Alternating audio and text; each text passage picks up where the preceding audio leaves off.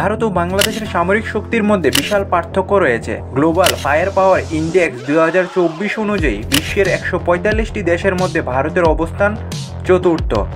অন্যদিকে বাংলাদেশের স্থান 37তম।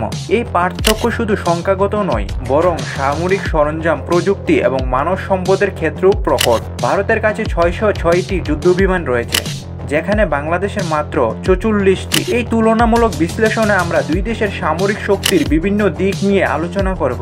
সামরিক বাজেট ও মানব সম্পদ। ভারত ও বাংলাদেশের সামরিক শক্তির মধ্যে সবচেয়ে বড় পার্থক্য দেখা যায় তাদের প্রতিরক্ষা বাজেটে। 2024-25 অর্থ বছরে ভারতের প্রতিরক্ষা বাজেট $74 বিলিয়ন, যা বাংলাদেশের $3.6 বিলিয়ন তুলনায় প্রায় 20 গুণ বেশি। এই বিশাল পার্থক্য দুই দেশের সামরিক সক্ষমতার মধ্যে একটি বড় ব্যবধান তৈরি করে।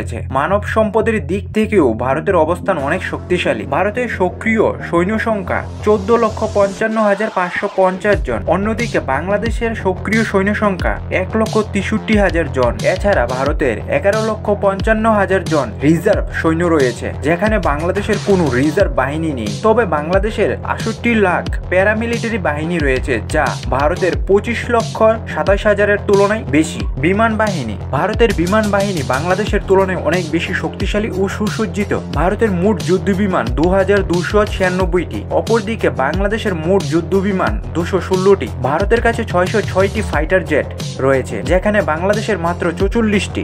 এছাড়া ভারতের 130টি অ্যাটাক এয়ারক্রাফট রয়েছে। ভারতের কাছে 606টি ফাইটার জেট রয়েছে, যেখানে বাংলাদেশের মাত্র 44টি।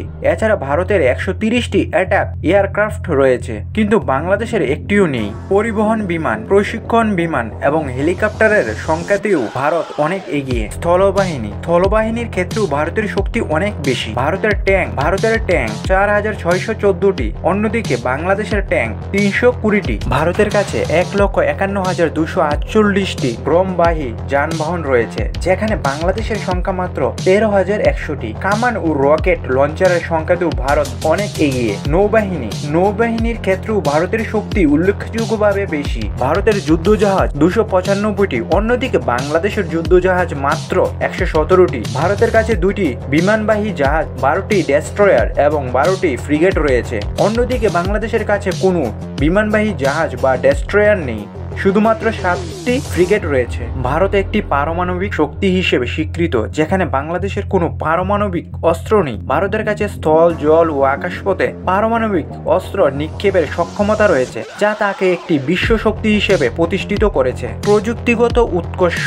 ভারত নিজস্ব প্রযুক্তিতে অনেক সামরিক সরঞ্জাম তৈরি করছে, যেমন তেজাস যুদ্ধবিমান, অর্জুন ট্যাঙ্ক, ব্রহ্মোস ক্ষেপণাস্ত্র ইত্যাদি। অন্যদিকে বাংলাদেশ এখনো এই ধরনের জটিল সামরিক সরঞ্জাম নিজস্ব প্রযুক্তিতে তৈরি করতে পারছে না। সামগ্রিকভাবে দেখা যায় যে ভারতের সামরিক শক্তি বাংলাদেশের তুলনায় অনেক বেশি। এখান থেকেই বোঝা যায় ভারত সামরিক শক্তির দিক দিয়ে বাংলাদেশ থেকে অনেক এগিয়ে। আর এখানে বাংলাদেশের সামরিক শক্তির সাথে ভারতের সামরিক শক্তির তুলনা করা অহেতুক। আপনাদের কাছে যদি ভিডিওটি ইনফরমেটিভ লেগে থাকে তাহলে অবশ্যই লাইক করবেন, শেয়ার করবেন, কমেন্ট করবেন এবং যারা চ্যানেলে নতুন এসেছেন তারা অবশ্যই সাবস্ক্রাইব করে নেবেন এবং পাশের নোটিফিকেশন বেল অন করে নেবেন।